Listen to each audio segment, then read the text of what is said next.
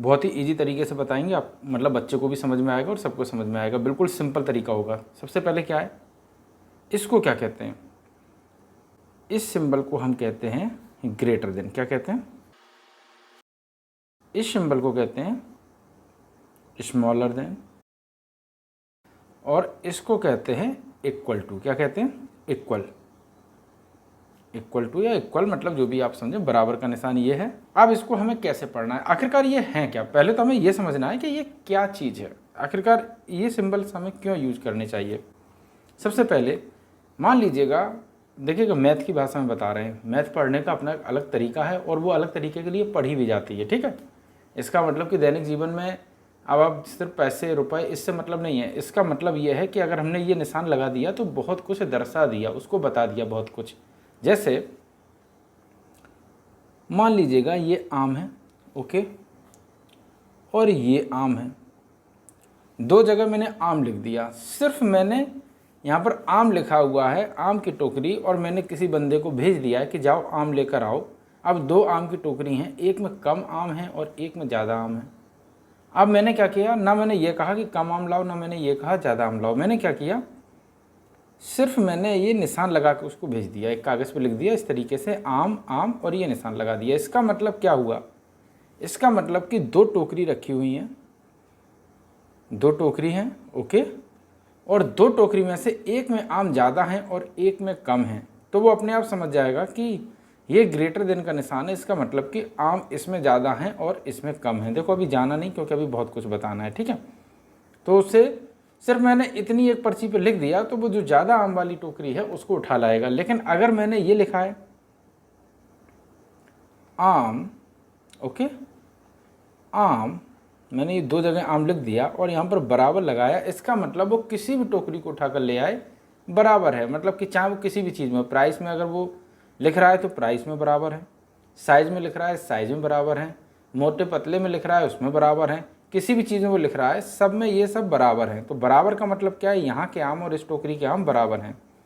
इसका मतलब क्या है कि ये आम ज़्यादा हैं और ये आम कम हैं, ठीक है। तो ये सिंबल पढ़ने का मेन मतलब यही है कि ये सिंबल से हम सारी चीज़ें दर्शा दें मैथ के थ्रू, ठीक है। अपने थ्रू होता तो अरे ये ज़्यादा आम ले आना और एक जो कम आम है उसको छोड़ देना, ठीक है।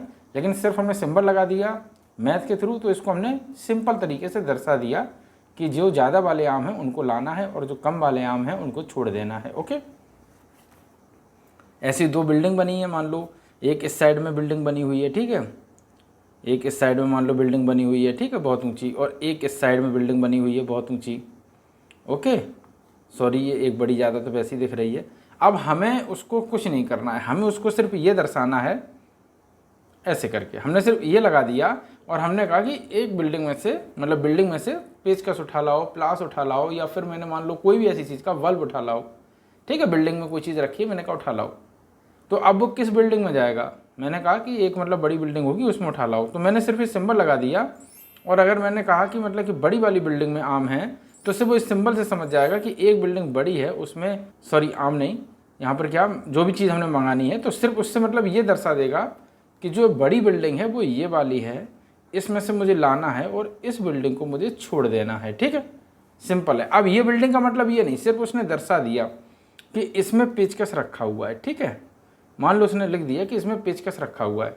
अब वो दो बिल्डिंग पर गया, अब दिशा कोई भी हो सकती है, अब बस उसे ये पता है कि जिस साइड में मुंह खुला है, ओके, यानी कि वो बिल्डिंग है बड़ी, और जिस साइड में मुंह बंद है वो बिल्डिंग है छोटी, ठीक है। तो इस सिंबल को दर्शाने का यही तरीका है कि जो छोटी बिल्डिंग है उससे मत लाइएगा, पेचकस बड़ी बिल्डिंग में रखा हुआ है, ठीक है। सिर्फ हमने ये निशान लगा दिया और कहा कि बस इस साइड वाली बिल्डिंग में चले जाना, तो अब वो किसी भी दिशा में जाए बस उसको बड़ी बिल्डिंग देखनी है। अब चाहे बिल्डिंग इस साइड में बड़ी हो चाहे इस साइड में बड़ी हो, सिर्फ उसको ये देखना है कि बड़ी बिल्डिंग कौन सी है, ठीक है, साइज में, उसी इस बिल्डिंग से हमको ये सामान लाना है। तो सिर्फ ये निशान ये चीज़ दर्शाता है, इसीलिए इसका मैथ में उपयोग है। ये एक निशान है, ओके, मैं बड़ा कर देता हूँ। अब इस निशान में जिस साइड में मुंह खुला होगा, ठीक है, वो बड़ी संख्या होगी। क्या होगी, बड़ी संख्या। किसी भी चीज़ में, संख्या में ही नहीं, किसी भी चीज़ में वो बड़ा नंबर होगा, साइज में किसी भी आधार पे आप नाप लें, ठीक है। और इस साइड का जो हिस्सा है वो छोटा होगा, ओके। मतलब इस वाले से ये वाला हिस्सा छोटा होगा, इसीलिए इसको स्मॉलर देन कहते हैं और इसको ग्रेटर देन। इट मीन्स ये चीज़ बड़ी है लेकिन दूसरी चीज़ छोटी है, तो ये कंपेयर के लिए है। किसके लिए है? कंपेयर के लिए। तो एक चीज़ का हम दूसरी चीज़ में अगर कंपेयर करते हैं तो इस सिंबल का उपयोग करेंगे, लेकिन जहाँ 10 चीज़ें हैं वहाँ इस सिंबल का उपयोग नहीं करेंगे। ओके, मतलब कर सकते हैं, लेकिन ये दो चीज़ों के जो कंपैरिजन को है उसको दर्शाता है कि दो चीज़ें कैसी हैं, कौन सी बड़ी है कौन सी छोटी है। ओके, अब इसी तरीके से जो ये है, ये निशान है, यहाँ पर भी वही चीज़ है। अब यहाँ पर बड़ी चीज़ है और यहाँ पर छोटा है। ओके, तो यहाँ पर बड़ी है और यहाँ पर छोटी है। इसका मतलब जहाँ पर बंद है वो हिस्सा छोटे को दर्शाता है और बड़ा हिस्सा मतलब बड़े से छोटे की तरफ जा रहा है। तो हर चीज़ बड़े से छोटे की तरफ जाएगी तो इसका मतलब घुसती चली जाएगी और यहाँ पर छोटी होती चली जाएगी। देखिएगा यहाँ पर बड़ा मतलब यहाँ पर 2 बिंदु हैं तो बड़ी है, 1 बिंदु है छोटी है। ठीक है, तो आप इसको कई वे में समझा सकते हैं। चूँकि बच्चा है, मुंह खुला है, पहला वे क्या है? मुंह खुला है तो वहाँ पर बड़ा है और मुंह बंद है वहाँ पर छोटा है। ठीक है, दूसरा, जिस साइड ज़्यादा बिंदी है आप निशान लगाइएगा वो बड़ी साइड में है। ओके, जिस साइड एक बिंदी है, कम बिंदियाँ हैं, वो छोटी साइड, ठीक है, छोटी साइज में है। ठीक है, छोटी साइड में है।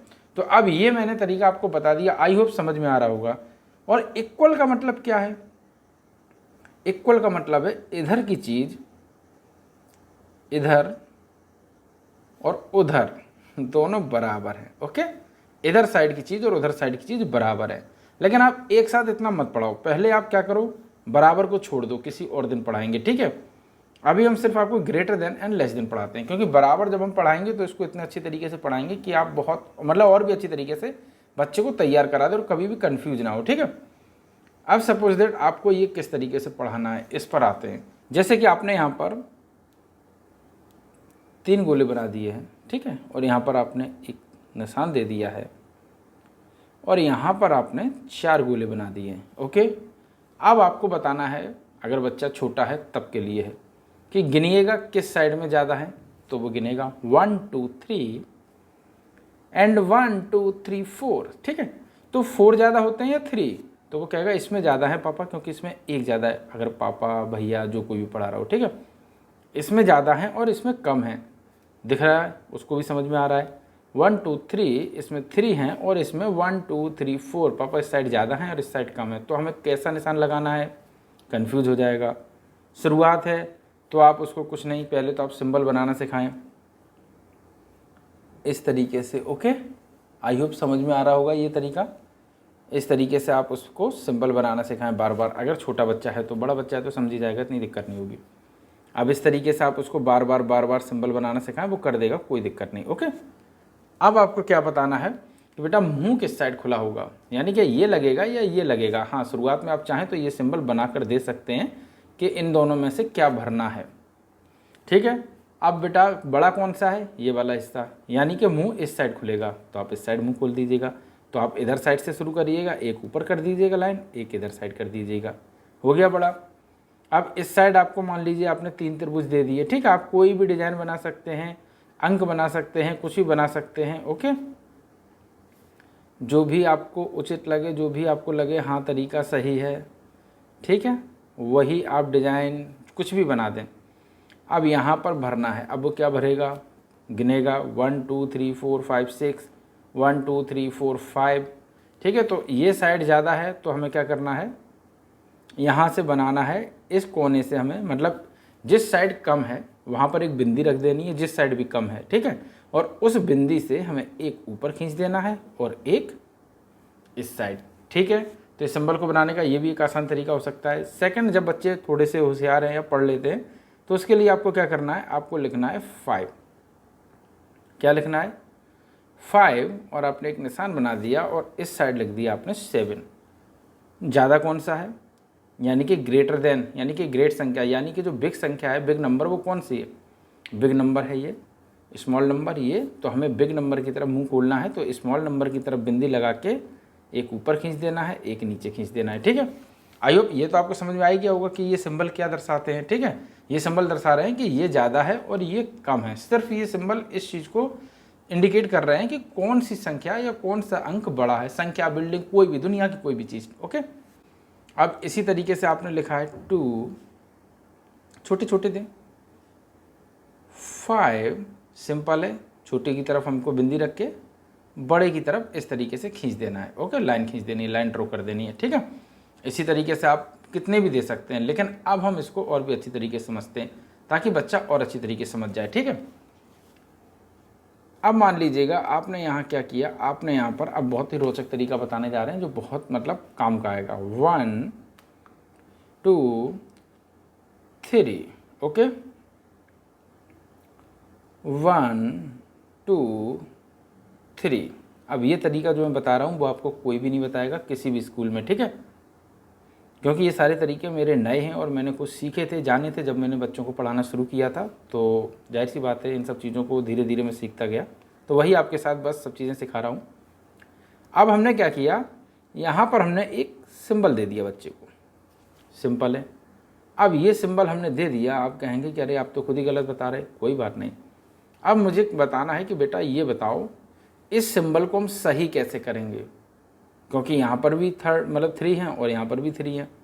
अब उसके माइंड में आएगा कि हाँ ये तो और ये बराबर हैं, तो ये सिंबल गलत है। ठीक है, जब थोड़ा सा बच्चा समझने लगे तब की बात है।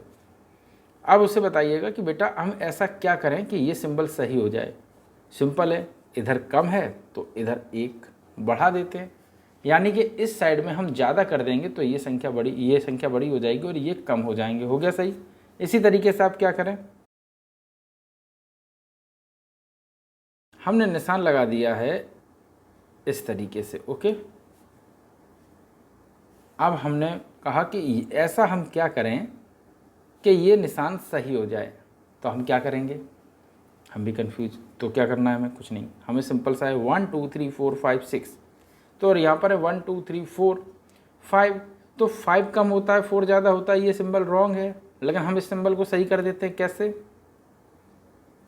1 2 3 4 5 6, 1 2 3 4 5 6 और 1 7 हो गया। यानी कि ये संख्या अब बड़ी हो गई है, ये संख्या छोटी होगी, सिंबल मैंने राइट कर दिया। देखिएगा ये सब क्या है, पजल्स की तरीके से यूज करेंगे तो बच्चा बहुत इंटेलिजेंट हो जाएगा। आपको पता भी नहीं चलेगा कि कब वो इंजीनियर बन गया और कब वो सारी चीज़ें सीख गया जिन्हें शायद हम मतलब कि जाने कैसे कैसे सीखे होंगे। खैर कोई बात नहीं, इसी तरीके से आप बहुत सारी चीज़ें दे सकते हैं। ओके, इसी तरीके से आप एक साइज़ बड़ा दे दो। ओके, एक इस साइड में आपने बड़ा दे दिया। ठीक है, यहाँ पर क्या लगाना है, ये भी ग्रेटर देन लेस देन में आ जाएगा। क्या लगाना है यहाँ पर, बड़े की साइड मुंह खुला, ठीक है, छोटी की साइड बंद। अब इसको हम दूसरे वे में याद रखेंगे। एक सिंबल दे दो, यहाँ पर लिख दो बड़ा, बिग साइज, ठीक है, और यहाँ पर लिख दो छोटा। ओके, यानी कि स्मॉल। ठीक है, ये आप बच्चे को थोड़ा सा प्रैक्टिस कराएं। ये है आपका स्मॉलर देन, ठीक है, और ये है आपका ग्रेटर देन। अब इसके पीछे का रीज़न क्या है कि ग्रेटर देन में जो पहले संख्या लिखी जाती है वो बड़ी लिखी जाती है, ठीक है, और जो बाद में लिखी जाती है वो छोटी लिखी जाती है। अब ये तो तरीका हो गया पढ़ाने का बच्चे को। जब बच्चे सीख जाएं तब हम और भी ऐसे कई तरीके बताएंगे जिसमें इसका उपयोग बार बार कंपेयरिंग के लिए किया जाएगा। ओके, लेकिन मेरा मेन मोटिव ये है कि जब आप पढ़ा रहे हो तो बच्चों को पूरी तरीके से समझाओ कि इनका यूज क्या है और कब काम में आएगा। ओके, क्योंकि हम लोग मैथ पढ़ाते हैं, इंग्लिश पढ़ाते हैं, सब कुछ पढ़ाते हैं, लेकिन कभी ये नहीं बताते कि इसका उपयोग क्या है। अगर मैं बराबर पर कभी डिबेट कर दूं तो बराबर के लिए कम से कम मैं 50 वीडियो बना सकता हूँ। 50 वीडियो अलग होंगे, क्योंकि बराबर यानी कि जो इक्वल टू है ये बहुत पावरफुल है, पूरी दुनिया इससे चल रही है। ये भी प्रूव कर सकता हूँ और करूँगा भी खैर आगे आने वाले वीडियो में, लेकिन छोटे बच्चों के लिए अभी इतना कुछ मतलब अंदर ही नहीं जाना है। तो सिर्फ हमें ये बताना है कि इनका हम उपयोग क्यों करते हैं और कहाँ कहाँ पर कर सकते हैं। ठीक है, समझ गए होंगे आप। इस तरीके से आप बच्चे को खेल खेल में खिला भी सकते हैं। कैसे, 4 पर्ची बना दो, एक इक्वल की बना दो, मतलब 4 पर्ची बना दो, एक इक्वल की बना दो, ठीक है, एक ग्रेटर देन, स्मॉलर देन, ठीक है, और एक जीरो की। अब इससे क्या है, ये 4 जैसे हम लोग खेलते थे पहले चोर सिपाही, जिसके पास ये सिंबल आएगा वो जीतेगा, दूसरे नंबर पर ये रहेगा, मतलब पहले नंबर पर ये रहेगा क्योंकि ये बड़ा साइड है, छोटा है, दूसरे पर ये, तीसरे पर बराबर यानी कि बराबर है, और चौथे पर शून्य शून्य वाला पिटेगा। तो इस तरीके से भी आप सिखा सकते हैं, धीरे धीरे बच्चे सीखते जाएंगे। तो मेरे तो तरीके बस यही है कि जितने भी आप तरीके याद कर सकें उतने करें। अब मुझे पूरी उम्मीद है कि ये चीज़ समझा देंगे आप बच्चे को, आसानी से 1 या 2 दिन में समझ जाएगा और जीवन भर नहीं भूलेगा। ठीक है, इनका उपयोग भी मैंने बता दिया है। और अगर आपको लगता है कि इसी तरीके के वीडियो पर डे आए और आप भी अपने बच्चे को बहुत ही ईजी तरीके से बहुत कुछ सिखा दें बिना किसी टीचर की मदद से, तो अगर आपको लगता है तो फिर आप देखो कमेंट करके बताएं कि हाँ आप डेली वीडियो डालिएगा, बहुत ही अच्छी तरीके से डालिएगा। अभी मैं भी नए तरीके से याद कर रहा हूँ, क्योंकि हर तरीके का बच्चा होता है, तो सोचने और समझने की क्षमता हर किसी की अलग अलग होती है। इसीलिए आप मारे नहीं बच्चे को, क्योंकि अगर वो डर गया तो कुछ नहीं करेगा। बिना मारे हुए आप उसको पढ़ाएं, सोचें कि वो क्यों नहीं समझ रहा है। हो सकता है वो कुछ और सोच रहा हो, उसको ये समझ में ना आ रहा हो, आप कन्फ्यूज़न क्रिएट कर रहे हो। तो उन सबको हटाकर आपको बार बार कई तरीके अपनाने होंगे। जैसे कि मैंने बताया, एक तरीका ये है, दूसरा ये है, तीसरा मैंने ये बताया जिससे बच्चे और भी ज़्यादा, जब बच्चे थोड़े होशियार हो जाए तो वो समझने लगें। ठीक है, चौथा मैंने तरीका ये बताया, इसको सही सिद्ध करो। पाँचवा तरीका मैंने ये बताया। तो जिस तरीके से भी वो समझ पाएँ वो निशान लगाएं, उस तरीके से उसे समझाएं। ठीक है, मारे कूटे नहीं, वरना बच्चा नहीं पढ़ पाएगा। और अगर आपको लगता है कि ये किसी गांव में आपको लगता है किसी की मदद करनी है, वैसे तो मदद फ्री में भी की जा सकती है, तो बस आपको ये वीडियो शेयर करना है, जिसके पास चाहे उसके पास शेयर करिएगा।